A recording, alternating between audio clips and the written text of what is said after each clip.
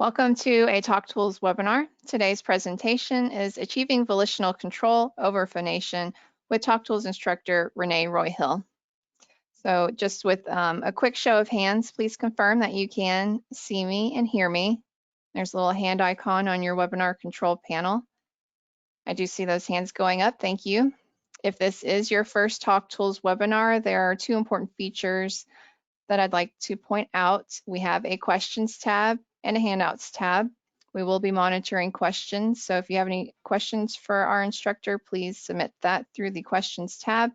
Additionally, her handout can be found under the handouts tab, available for you to download and keep for your reference. And finally, we will be emailing sending a follow-up email to all participants. In this email is a link to today's recording. Please keep in mind that all Talk Tools webinars have an expiration of 30 days. So after the live broadcast date, so 30 days after today, the recording will no longer be available. Also in the email is a copy of today's handout, your certificate of completion, and the required course evaluation survey. This is required to receive credit for this course. And if you are seeking ASHA CEUs, this is the same survey to submit your ASHA number and information. So it is super important to fill out that survey as soon as possible. You should be receiving this email within the next 3 business days. If you do not receive it within the next 3 business days, please contact us at continuingeducation@talktools.com. So thank you again for joining us, and we hope you enjoy your time today with Renee Roy-Hill. Well, good morning or good afternoon, depending on where you are. I'm Renee Roy-Hill, and glad to be with you for the next hour.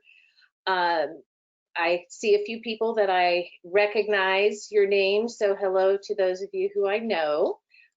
Thanks for coming and joining me. What we're going to talk about today is achieving volitional control over phonation, and this is a kind of a detailed look at what is broadly covered in my apraxia and motor speech class. We're going to be talking about how to work with those clients who are not initiating air on their own. So I've got about 15 videos to show you. So this might be a good one that later you go back and kind of watch those videos. It might be helpful to pick up some detail if you miss it in the hour that we're together right now. So let's just get started here. My financial relationship with Talk Tools, you can read through that. It is in my handout. So let's talk a little bit about why this webinar may be relevant for you. So, you know, if we think about speech, and most of us that are working with clients, our final goal is speech most of the time of some type. And when we think about phonation, we have to remember that speech is shaped air.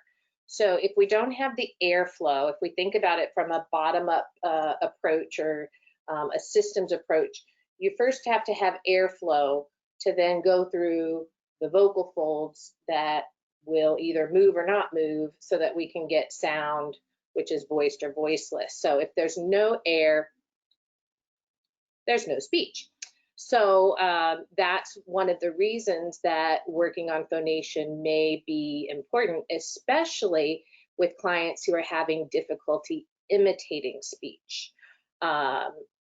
We'll talk about it in just a little bit, but when I'm working with a client, especially one that is having difficulty with shaping speech or speaking on imitation, one of the first questions I'm going to ask that parent is, do they know how to blow? And many times they don't.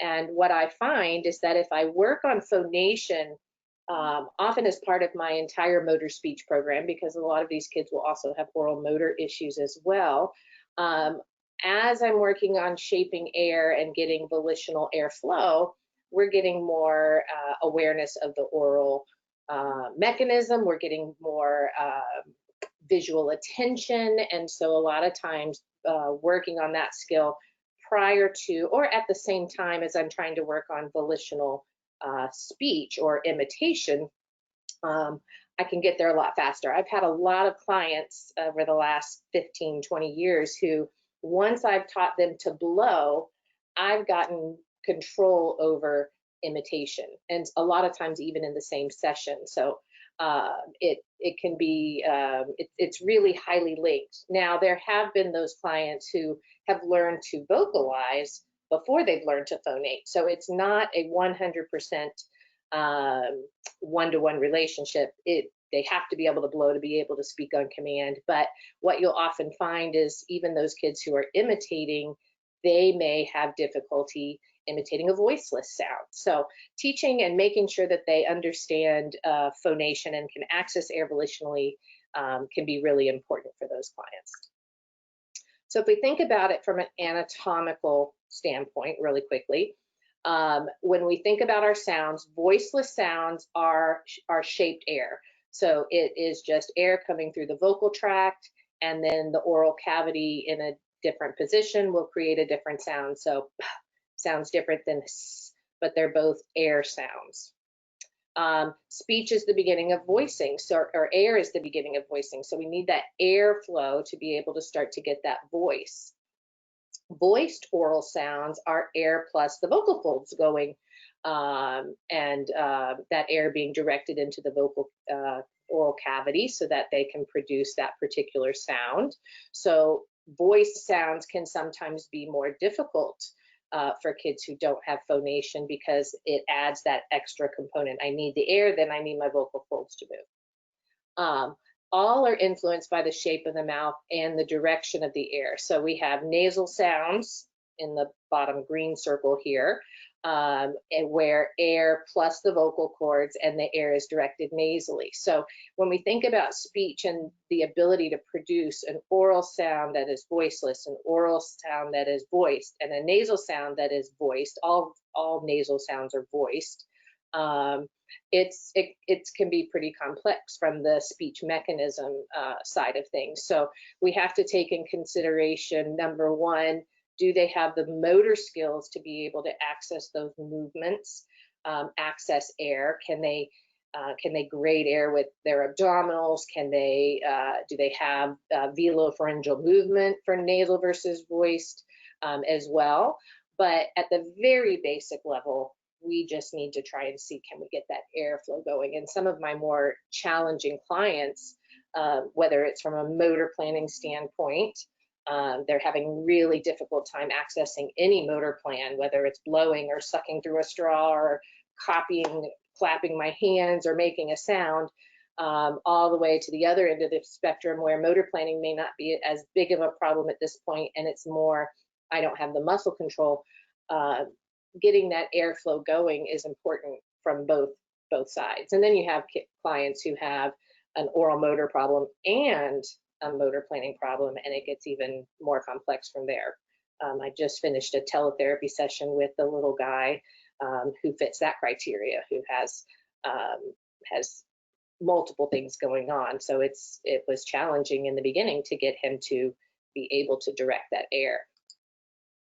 So the reasons for teaching volitional phonation, and if you're a literature follower, there are some people who believe that blowing and speaking are very different motor acts, and that is 100% true. However, there are some really good reasons for considering it, especially if you're not getting that speech yet. So number one, awareness from where speech comes from. Working at that basic motor level with a child who's having difficulty with speech motor planning can be really effective and helpful in getting that awareness to get to that next step for speech. Phonation can be one of the first steps achieved before speech imitation many times. So another important thought there. If a child can't imitate speech, ask them if they can blow, and we just talked about that. And it also teaches cause and effect. So for some of my clients who it may not be specifically having a speech motor planning problem or an oral motor problem, but maybe they don't understand cause and effect. Some of my kids on the autism spectrum are very cognitively delayed. That concept of blowing on command, or I blow and you blow, or I blow and something happens, can start to begin to develop those underlying skills that we need before we can speak and use speech in an effective way. So some of the things that we want to think about: when does a child learn how to phonate? I get this question every time I teach any course that has phonation in it. And the answer is really when we teach them. There is no specific age that blowing comes in. When you have a parent come in and you ask them, does your child know how to blow? And they say no, my next question is, well, have you ever thought to try and teach them? Because sometimes a child could be 3 years old and having all kinds of delays. Well, mom hasn't even thought about trying to teach them to blow. She's worried about all of these other things. So sometimes kids can't blow even at what we would consider a late age, simply because nobody has worked with them. Now, as I've taught over the last 15, 20 years, I've started to consider, how early should I be teaching a child to blow? And so I've played around with, how early can we teach these kids? And I have taught several kids over the years, quite a few, as young as 1 year, even before their first birthday, how to blow. And then I've had some that I've started to try and teach before they were 1, and they just couldn't get the concept. So we can start as early as 1 or younger. You want to think about cognitive awareness when you're starting with a really, really young one.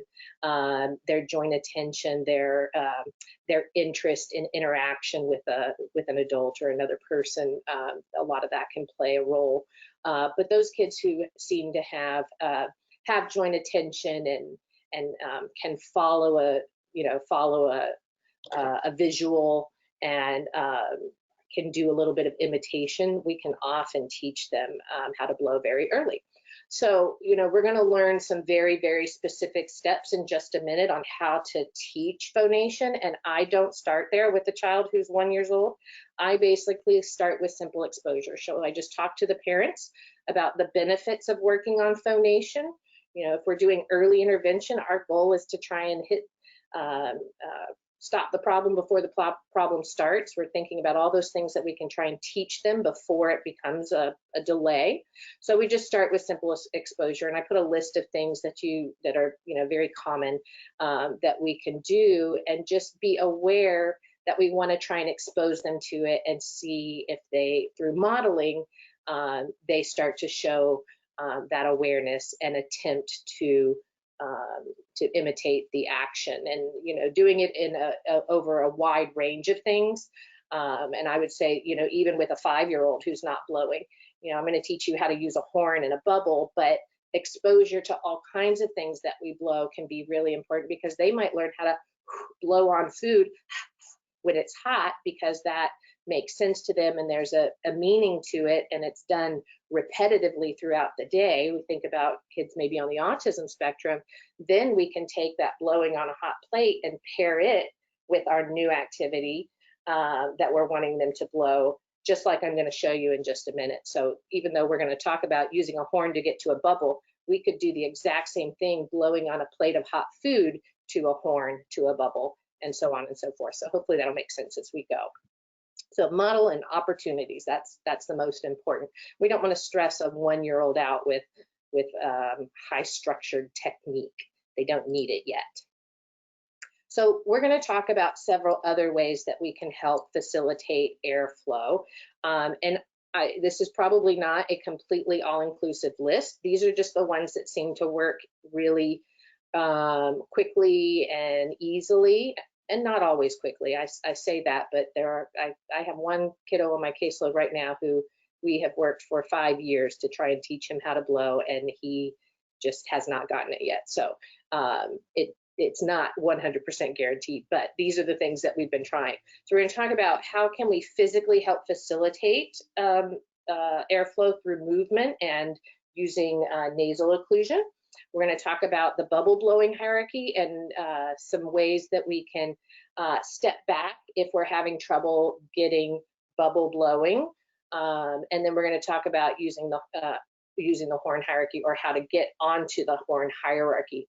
I will say, kind of, from the beginning, and I'm sure I've written this in a slide somewhere, it most often is easiest to teach phonation with something physically in the mouth. It seems like that tactile cue and that physical presence of something that they can feel and see tends to get things going faster, versus a bubble and it's out in space and they have to physically make their mouth do something without assistance. So just keep that in mind, and you're going to notice that a lot of the steps that we're going to go through start out with some kind of physical assistance, whether it's something in their mouth or using our hand, and then we're trying to fade it out.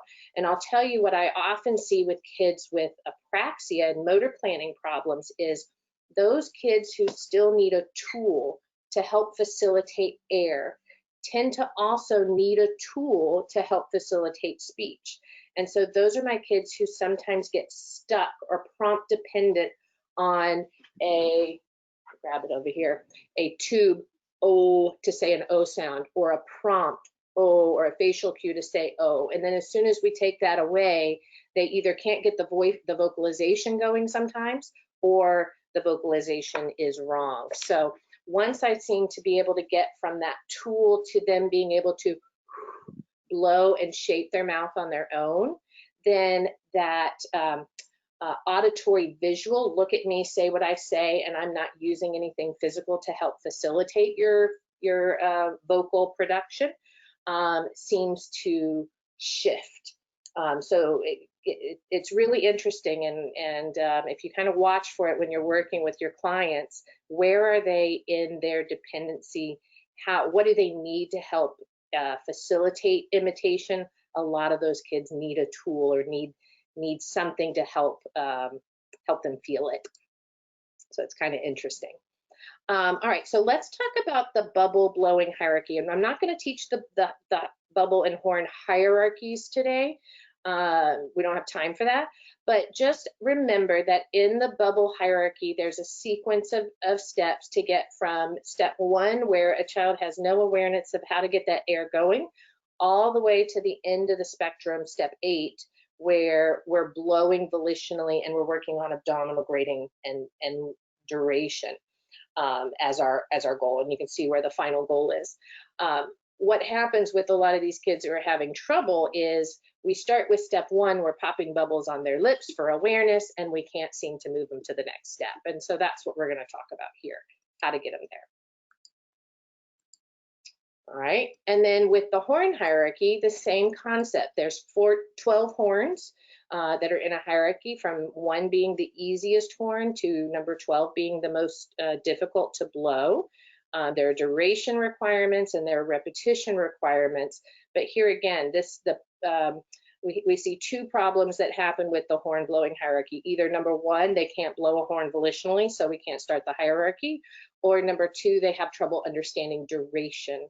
And so we have to work through some of those durations when we talk about motor planning problems. And then oral motor issues arise if you're working with a child who has oral motor deficits, where maybe they don't have adequate lip closure or tongue retraction or abdominal grading going. So the goal for some of our kids who have oral motor problems is trying to get them on these hierarchies so that we can work on some of these oral motor movements that we're wanting for speech production as well.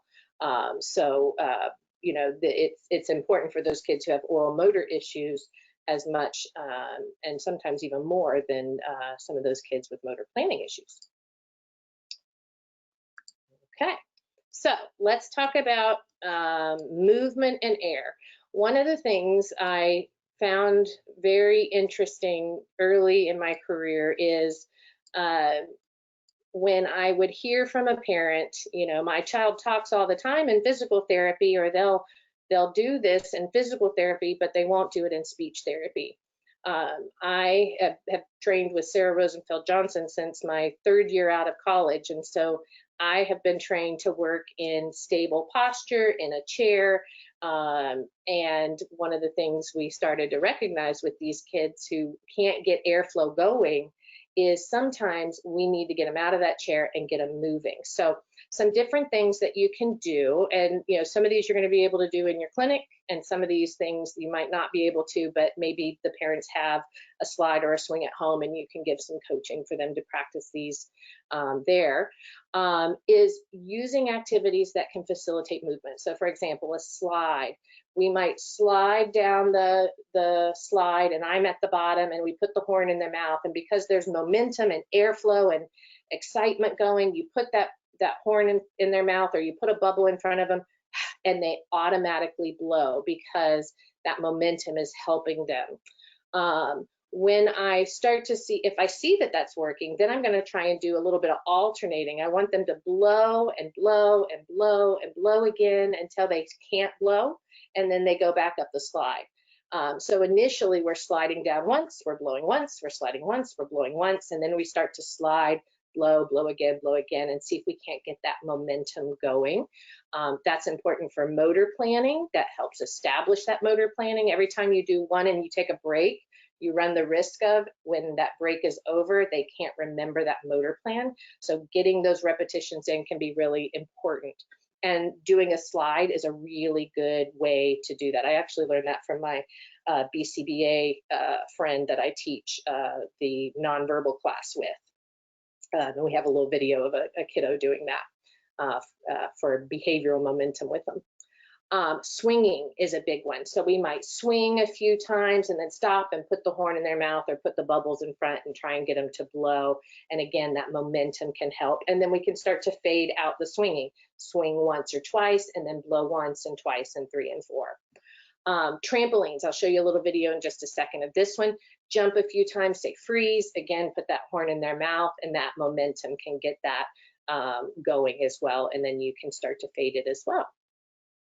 One I use with kids who maybe don't have the motor control to slide, swing, or trampoline is stand sit, and I can do facilitated standing and sitting if I need to. I'll show you a video of how this would kind of work. But that momentum of movement from standing from sitting to standing and standing to sitting, that activates the abdominals, and sometimes that activation, even just in that action of sitting and standing, can get that airflow going.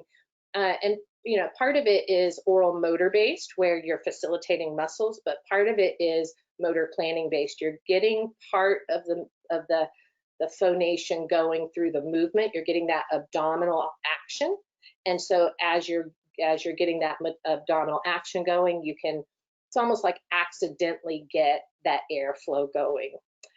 So it's another good way to try and facilitate it. So get up and move, jumping around, dot to dot in your office. Anything with movement can be really, really helpful. But here's some kind of controlled ideas there. All right, so this is my little friend. She is still in therapy with me. She has Down syndrome, and she has a pretty significant praxia, still does. I started seeing her when she was probably 3 years old, and we're 4 and some change now. When she started, she had pretty good oral motor skills. When you think about a child with Down syndrome, she has tongue retraction at rest. In her rest posture, she is usually mouth closed. She ate pretty good. Her muscle response with Beckman stretches and our pre-feeding program was pretty good, but her volitional control over things wasn't so great. Couldn't drink from a straw, could not blow a horn, could not blow a bubble, and could not vocalize on command, and was pretty quiet in her early years. This is her later. She's going to demonstrate some things that she's done in the past. So she's not working at this level anymore, but we absolutely did every one of these things with this little girl because she could not get that voice and that air going. And she would try. There are some times where you're not getting voicing and it doesn't look like there's any attempt. she would attempt. She would move her mouth. She would stare at my mouth. She would make a little cough noise sometimes, anything, but could not get voicing going when I asked her to, and just could not figure out that airflow. And it took her quite a while to get airflow. But here's a little demonstration where we're using a trampoline to get some momentum and a horn. Ready? Jump, jump, jump, jump, jump, jump, stop, no, no. Good, jump, jump, jump, jump, jump, jump, stop, low. Good, jump, jump, jump, jump, jump, jump, jump, jump, stop, low. Keep low. Oh, keep low again. Keep low again. Go again. Yay, jump, jump, jump, jump, jump, jump, stop, low. Good blow, good blow, good blow, good blow. Yay! Way to go! So notice how I started out with a one-to-one, jump a few times, blow, jump a few times, blow. And then once she did that 2 or 3 times, I went right into working on those repetitive blows. Had she lost the phonation, which when we were doing this with her back when it was difficult, she would lose it. Then we would go back to 1-to-1, or if we were at 1-to-5, we might go down to 1-to-2. And so we can go up and down. So you're not trying to achieve any specific number as far as a criteria. I need 10 1-to-1s before I can go to 1-to-2. You want to try and use what they call in the behavioral world, behavioral momentum. Get it going, get it excited, get the pattern going, and then try and change the pattern as fast as you can. And that's what we were doing there. Oh, all right, here is, this is my niece. She does not have any speech issues. She just came in when I was putting this webinar together the first time I taught it and helped me demonstrate some of the steps. So she's going to do stand up, sit down, blowing. Okay, can you stand? Stand up, stand, blow, sit, blow. Good, stand, blow, sit, blow, stand, sit, stand, blow, sit, blow, one more, stand, blow, sit, blow. Yay! Good. So that one's pretty simple and one you can do without a lot of equipment, which is kind of nice if they can stand and sit. Okay. Whoop.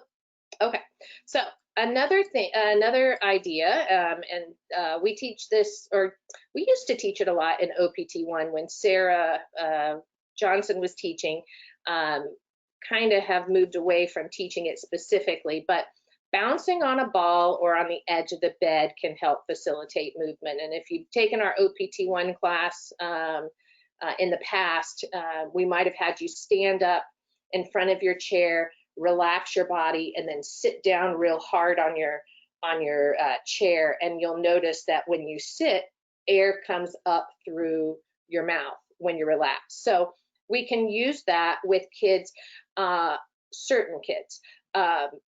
You really want to do this with kids who don't get overly excited too fast, because excitement creates tension, and tension inhibits that airflow. You kind of want a passive type of child who will just maybe, kind of more on the low tone side, who will relax as you bounce. If they get too hyper, it won't work. So you're going to sit the client on the ball or a bed, on the edge of a bed. So some people don't have therapy balls. That's okay. And you just want to bounce at first and check to see if the mouth is open. If not, you're going to hold their mouth open. I'm going to show you a video of this in just a second as well. And you're going to sit behind them. And as you're bouncing, you're going to whisper with each bounce. So you're trying to pattern what you're asking them to do. So that's why you want their jaw open while they're doing it, because eventually we want this airflow going. Then as you're doing this, you're going to take your other hand and put it on their abdominals. And as you're from behind them, you're going to press on their abdominals each time so that they can feel where that air needs to come from. So if you've got a child who gets too tense, when you touch their abdominals, that's going to constrict. And you want to do that until you can feel the air. So usually what I'll do is I'll pull their jaw down with my middle finger and just put my index finger here so I can feel and if there's some air coming out. And then I'm going to transition. And my favorite horn to transition to is the Alex tub flute. If you're familiar with these, we talk about these in the OPT class now. Talk Tool sometimes has them, so you can always check with them. If not, you can find them on Amazon. But Alex is the brand. It's called a tub flute, and they're just super easy. See, my mouth is not even closed, and I can get air through there, and we get an auditory feedback. All right, so as we're getting that bouncing, we're going to add a horn, or we could do this with a bubble. We could hold a bubble in front of their mouth, blow it, and they could do on that as well. Bubbles are sometimes good, but a lot of times I find that the horn is easier because they can feel it, and it gives them an auditory sound.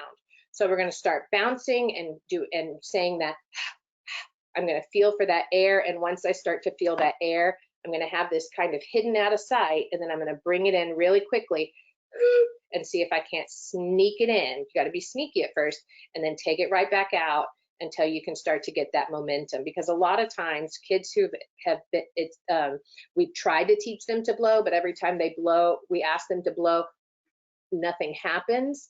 If they see the horn, then that motor plan starts to kick in. So we're trying to keep that from happening by hiding it away and getting momentum going and getting air going, and then quickly bringing it in.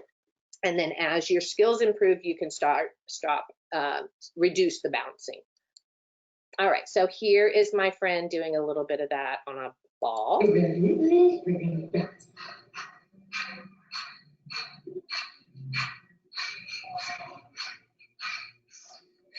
notice I'm pressing in on her belly while I'm holding her jaw open.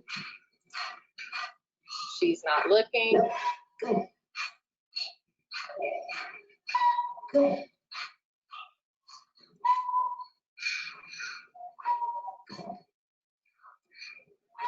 Good. Come on. Good blow.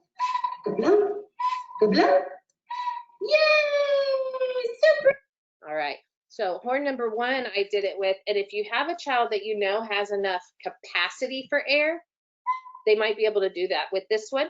But if they don't have that capacity and don't have that lip closure, your Alex tub flute could be a little bit easier for that. So she was going back and forth from that to blow, and she kind of had that pattern going, and then I finally just stopped the ball bouncing, and I got her into that horn blowing 1, 2, 3.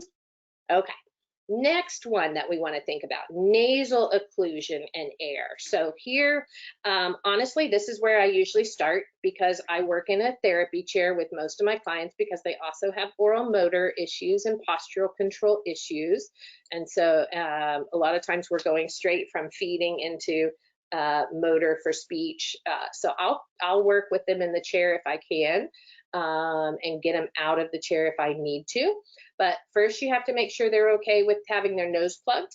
If you're working with older kids who, and by older, I mean probably 5 and above, their nose will be big enough to put a nose clip on. If you're working with kids that are younger, these nose clips slip right off because they don't have enough nose yet to grab a hold. So for those kids, I just use my fingers and I plug their nose with my fingers and I work on eliminating it. If I'm working with kids who have lots of motor issues, so my kids with cerebral palsy or a traumatic brain injury, I'm going to work on getting them used to the nose plug because more than likely I'm going to have to do jaw support and then hold a horn, and you only have 2 hands. So it's easier to do a lot of this with a nose plug if you can. So first things first, will they let you plug their nose? Can they breathe through their mouth comfortably with that nose plugged? And what's going to happen a lot of times is kids are going to panic and they're going to want it off, and you're going to take it off immediately. We're not wanting to work on distressing them. If you read the box over here on the right, under the pink, plug the nose and have them breathe through the mouth at first. Remove the plug or your fingers if they become distressed, and you're going to work up to 30 seconds of mouth breathing first. A lot of your kids who have motor deficits, you might hear this, and they can't open their airway, so that's problematic. We've got to try and help them get that air going. Distractions can help though, so this is where I might have a YouTube video going and they're watching the video and we work on plugging their nose a little bit while I'm beside the video, modeling breathing through my mouth. And a lot of times that helps them relax. Singing a song, we do ABCs, clap your hands, whatever to help them get there.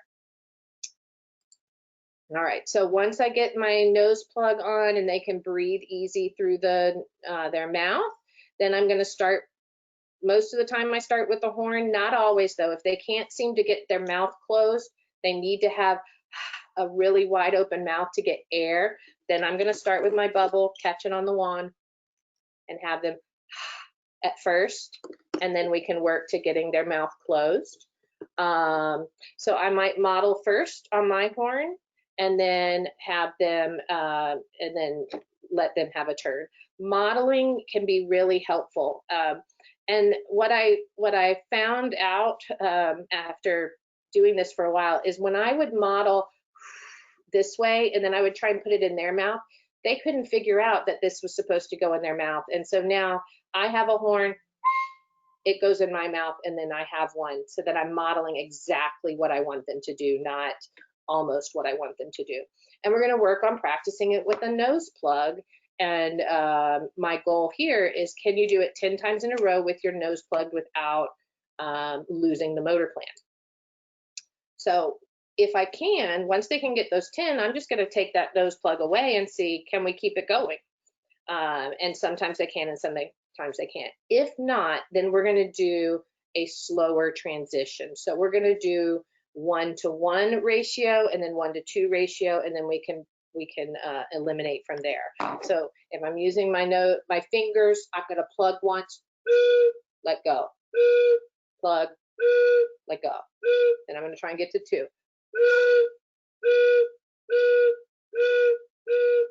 And I'm going to continue to decrease the nose plug and increase until they can blow my tub flute 10 times in a row. Or if I'm on horn number 1, then I'm going to start working on my goals for the hierarchy, which is 25 times. So I'm just going to plug less and less if they're having difficulty with completely letting go, plugging and then letting go. Then I'm going to plug and plug less and plug less and plug less, and then just touch and then touch and touch. And I've had some kids where as long as my hand is here, they can blow the horn. If my hand isn't there, nothing comes out. And so we're just working on trying to decrease that tactile cue. So they're tactile dependent here.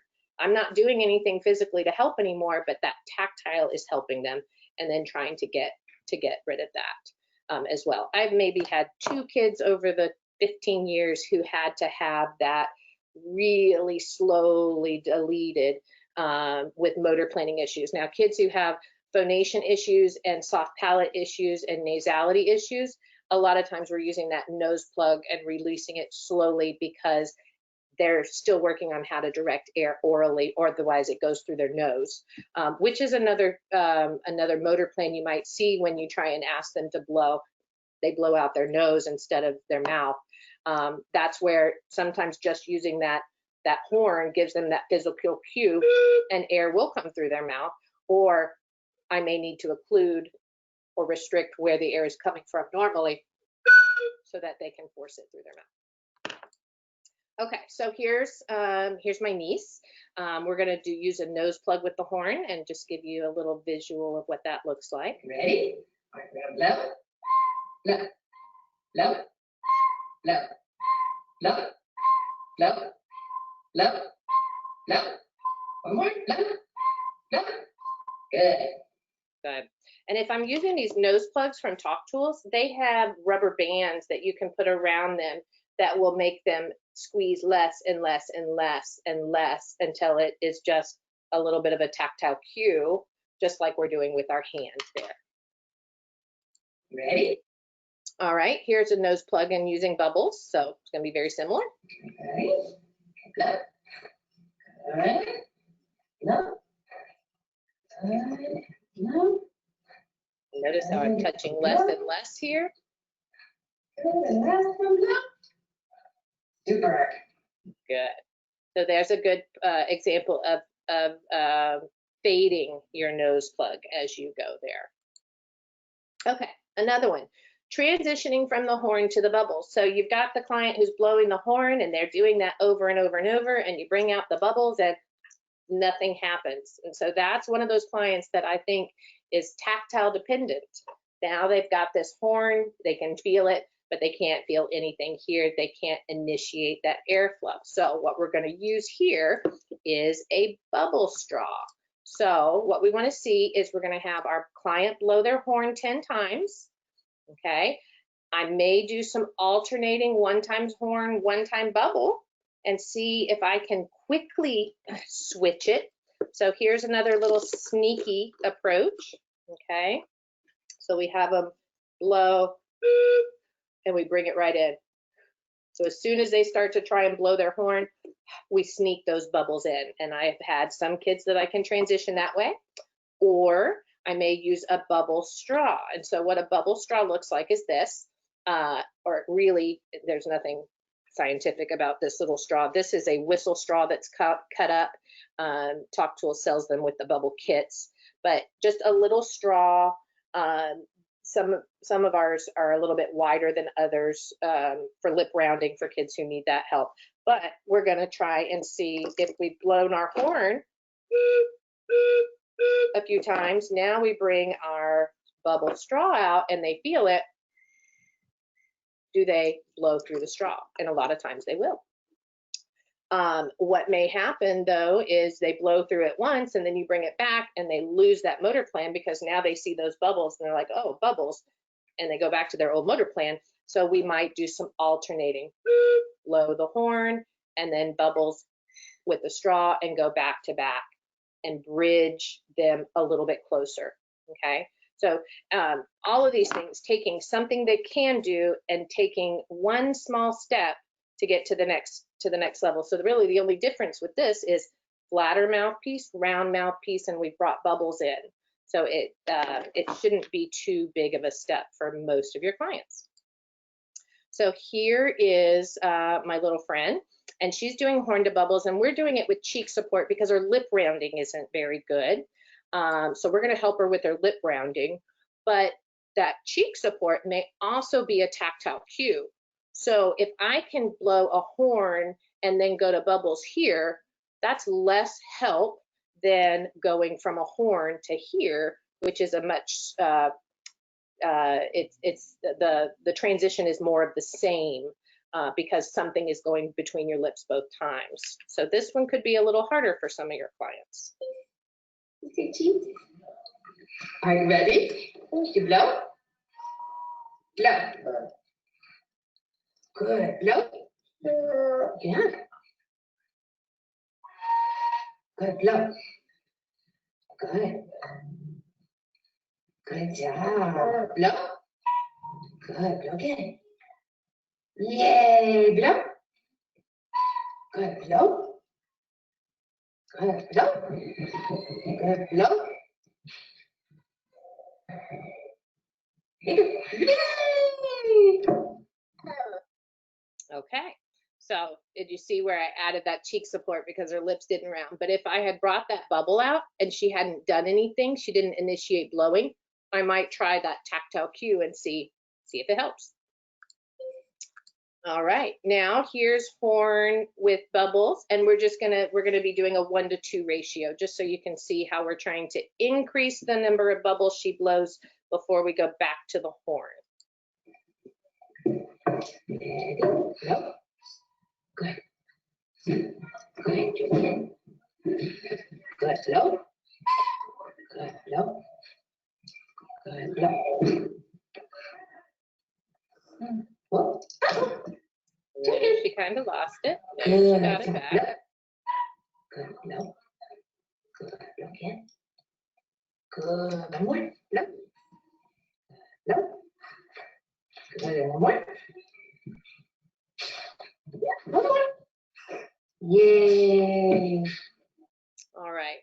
And so when I start thinking about homework here, because I probably have tried several different things in my session and I've been able to move from one step to the other, what I normally send home for homework is this step right below what I'm physically having to do more work to facilitate. So for example, in this one, she's, part of it is distraction, but if I was having trouble getting that second blow easily and she would lose the motor plan, or I would have to represent the bubble because she didn't do it right, I would send home for practice for mom to do one-to-one, because I want her to reinforce what she can do, because it's going to be harder for that parent to be teaching and transitioning from one step to the next.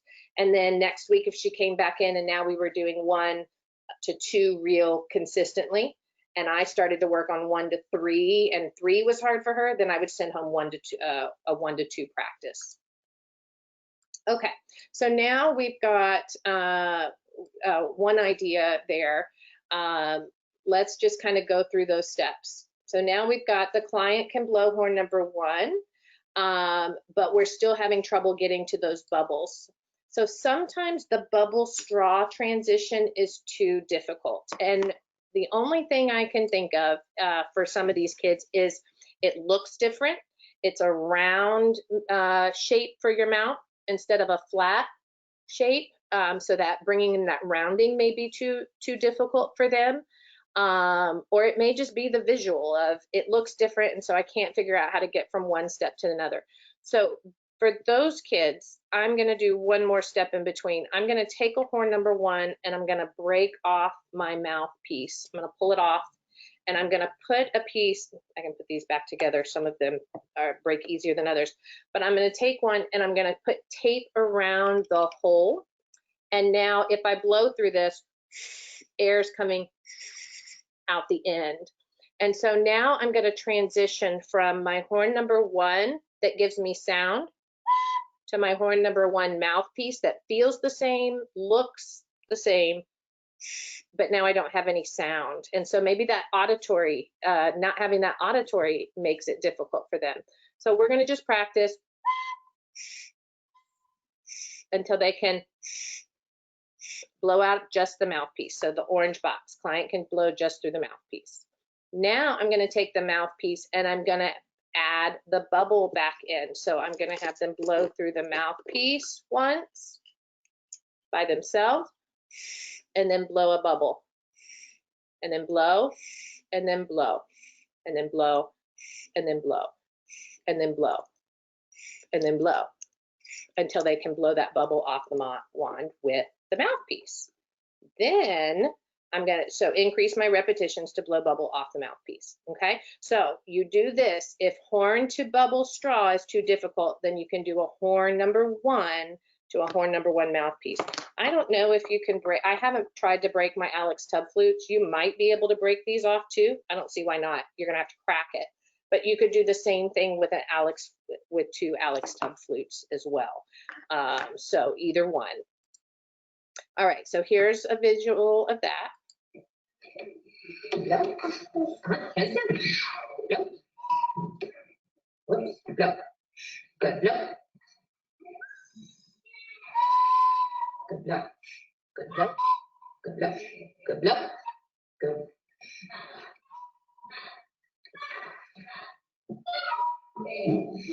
Good. All right, so you can see on that one confused her a little bit, and she's already been through all these, but because that step was different, she kind of got stuck a little bit on what's supposed to happen there. So you got to work through that just a little bit. Whoop. Okay, so now this one, we're going to just do the horn number 1 mouthpiece. Blow. 1, 2, 3, 4, 5, 6, 7, 8, 9, 10. Yeah. So you want to make sure that they have the skill to be able to do it 10 times. And it could be sometimes now an oral motor issue that's impacting your repetitions, but try and work up to those repetitions, 5, at least 5. and sometimes you can get over the hump, but some kids, they need a lot of them. And so 10 seems to be a good number for many of them. All right, so now we're going to use the mouthpiece to blow the bubble off the wand. Ready? Yep. And blow. Good. Blow. And blow. Try again. Yeah, hands down, your hands up. Blow. And blow. Good. Ready? Go a couple more. And blow. Good. Blow. And blow. So I just realized that that doesn't show what I wrote there. She's blowing through the mouthpiece and then blowing the bubble off the wand, which is good because now she's transitioning, but that could be too big of a step. So if it is, we might have her first blow the bubble through the mouthpiece and then try and go without. Or if we have to go without, with our hand there, okay? All right, so now let's think about where we're going from here. So client can blow the bubble off the wand 10 times with the mouthpiece. Client then blows the bubble off wand 1 time with the mouthpiece, and then I'm gonna try 1 time with the bubble straw. So if this transition is too big, I'm gonna just pretend for now since we're running out of time here. Then I'm going to try and get back to that straw because maybe that straw can help me get to that next step there, okay? So we'll do 1 here and then 1 here through the straw, okay? Continue to decrease the mouthpiece and increase the straw. So we might start with 1 to 1 and then 1 to 2 and then 1 to 3 and then working up to 10. They can blow it with the bubble through the straw, okay? So let me show you a video with some of these steps. Oops. Oh, okay, right. No, good. That's right. And blow. Yeah, it's easier through a straw, isn't it? Blow. Good. Blow. Good. I bet you can blow through. Let's try it. Good. So she's blowing hard enough that I know she can. She should be able to blow the bubbles through the wand. When you're doing the bubble off the wand, that's when clients don't have really good abdominal control and they can't get enough air pressure to blow through. But she's blowing hard, so that's why I transition there. So you can do that one either way. All right, now we're doing bubble off the wand with the mouthpiece here. Are you ready? Can you blow? Good. Do it again. Good. Do it again. Good. Do it again. Good. You want to blow that bubble off, don't you? Blow. Good. One more. Just one more. And I'm just realizing those two videos are out of order. That one should have come first. Consistently through the wand first and then wand to the straw. Does that make sense? I hope to everybody. Sorry to confuse you there. I didn't realize that till just now. So now we're going to try and fade the mouthpiece. Oh, you know what? We're going to see the same video again. Somehow I had that video in there twice. So this is exactly the same thing as what you just saw. So I'm going to skip ahead there. So let me go back a step here just to make sure I make this clear. All right, so here's your steps written in accurate order. Blow the bubble off the wand with the mouthpiece. Blow the bubble off the wand with the mouthpiece and then with the bubble straw. Then start to fade your mouthpiece and go to your straw. Then continue to decrease until they can do it just with the straw. That's what we're trying to work towards, okay? So let's go forward here. Very good. Okay, so now we have our client blowing the bubble off the wand with the straw. Now we need to get off the straw because remember, I'm trying to get them to blowing with no assistance so that they're not needing any tactile cues to get air going. So here's your steps. Client can blow it off the wand 10 times with the straw. Now we're gonna blow the bubble off the wand 1 time with the straw and 1 time with cheek support. And I will say it says off the wand. If they're able to blow through the wand, you can do this exact same step through the wand. So for those of you who know the bubble blowing hierarchy, that's the difference of doing this transition at step 3, where we're supporting the jaw or the cheeks, and they're doing this versus doing this, okay? So either one of those will be fine, step number 3 or number 4. We're gonna fade that straw just like we've done everything in the past. 1 time with the straw, 2 times with no straw. Keep decreasing your straw and increasing your cheek support, okay? And then once they can blow the bubble off the wand 10 times with cheek support, you're now at step 3 of the hierarchy. If you've been doing that step with blowing through the wand, you're at step 4 of the hierarchy. So you might be at either or there, okay? All right, so here's where we're gonna see some of this transition.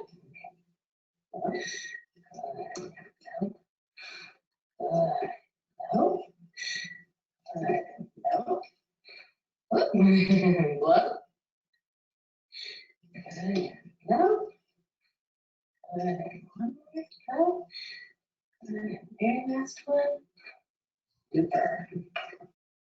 Okay, all right. So at that point,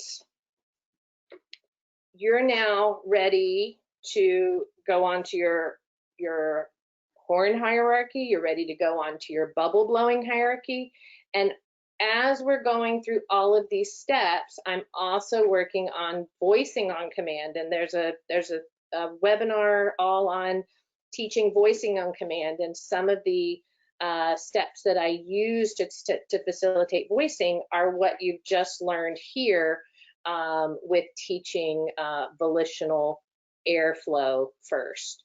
One of the things you may start to see is that when you're blowing the horn, you hear sound, you then can transition to oh and a voice sound. You might see that when you blow a bubble that has no sound, you can go to and t and k easier. And so now we can pair those tools with our voicing program and our speech program and work from there. So hopefully I gave you lots of ideas. And if you think about all of these ideas, this whole concept can be applied to anything you're trying to teach, whether it's phonation on command or straw drinking or whatever it is, biting on a bite block. Finding that step that they're successful with, giving them that appropriate tactile input that they need at that point, and then working through small transitions and then less of what they're using to facilitate the goal and fading that out and getting to your goal. And hopefully that can kind of help you in some of those areas as well. So I am done. And if there are questions, I would be happy to answer a couple. There's one question, I'm not sure when it came in. It says, how are you doing this? Nora, if you can be a little more specific, because I didn't notice your question, and I'm assuming it's tied to something I was teaching. If you'll. It came in a little towards the end, around 12:51. Yes, how am I doing this in COVID times? Good question. We're working that out. I am now wearing gloves. I'm now wearing a mask when I can. I do not have a lot of clients in my office right now. I'm doing most of this in teletherapy, and so I am coaching the parent from my side of the computer on all of those steps. And so they're pulling out their horn, they can't blow the horn, okay, let's take a step back, plug their nose, let's do this. So a lot of it is through coaching right now with COVID. But as I'm bringing clients in, I don't do as much sitting right in front of them. I will sit to the side when they blow, and so their air is going this way. So I'm trying to be more COVID conscious.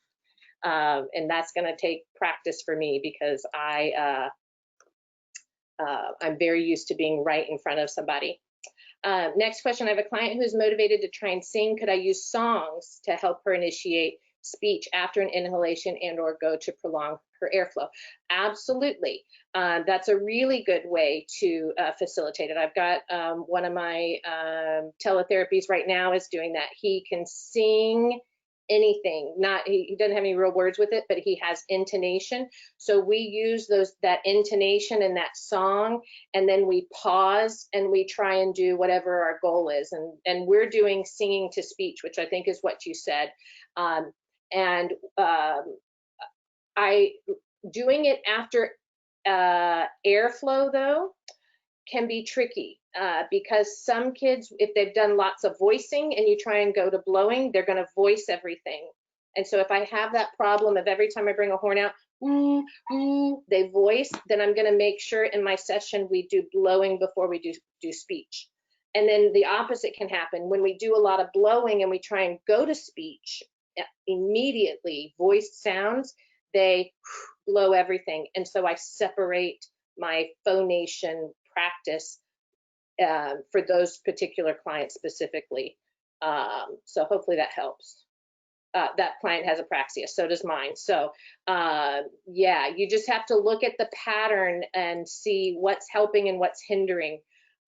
Sometimes, so if yours sounds a lot like mine, I would use my music and my singing to voice sounds, and I use my phonation to voiceless sounds right now. So we do horn blowing, bubble blowing, and then we do because he can do those, and then we do da da da da da da da da da da da da oh to try and get vocal to get to vocal. So he can't put the two together yet because neither one of them are great. Do parents buy the horns so they are ready? Yes, I have all my clients buy their tools for home. I do have them in my office. So if they're transitioning from horn number 1 to number 2, I have a number 2 that I can practice with to make sure that they're ready before I sell them a horn number 2. But yes, they have them. And then do you allow them any horn as option? In the beginning stages, yes. If I'm not on the horn hierarchy, I don't care what kind of horn it is. It might be, they might have one of those big train horns, no problem. But I am going to look at what may be hindering them from being able to do the task. And sometimes their horns may be too difficult. And so if it is, I know they have poor abdominal grading, and I know they have poor lip control or lip closure, then I'm going to recommend to get one of the Alex tub flutes or something very simple to blow. And there are other simple horns on the market. This is not the only one, because we need something easy that they can get the reinforcement from. And then I know I'm probably going to need to work them through a horn hierarchy there. Okay. So I think that answered everybody's questions. You have my email address. So if you have other questions, please feel free to email me. And good luck with all this. Thank you so much, Renee. Thank you everyone for joining us. We definitely look forward to your next webinar. So guys, check out our website at talktools.com. Renee does have another webinar scheduled in August. So hope to see you then. Great. Bye. Bye.